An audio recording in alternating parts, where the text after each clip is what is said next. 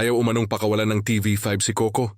Martin sa kabila ng mainit na usapin tungkol sa pag-terminate ng partnership nila sa ABS-CBN.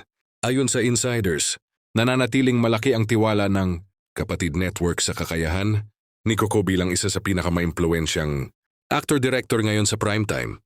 Kahit pa may malaking pagbabago sa lineup ng mga programa, mahalaga pa rin di umano para sa TV5 ang presensya ni Coco dahil malaki ang naitulong ng FPJs, Batang Quiapo sa ratings at viewership ng network nitong mga nagdaang buwan.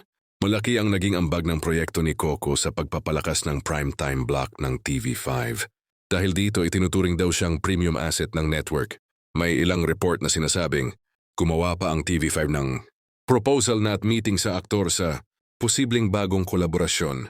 Dito sa aktor sakaling mangyari ang possible na renewal ng airing ng mga susunod na proyekto ni Coco.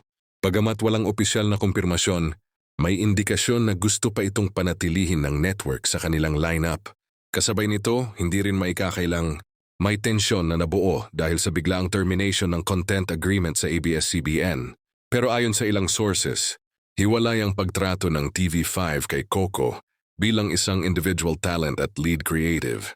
Para sa kanila, isa siya sa ilang aktor na kayang magdala ng konsistenteng mataas na audience engagement kaya kahit may corporate issues, hindi raw ito dapat maging hadlang para mawala siya sa kanilang network. Sa ngayon, nananatiling tahimik si Coco tungkol sa issue at hindi pa nagbibigay ng anumang pahayag tungkol sa kanyang future broadcasting home.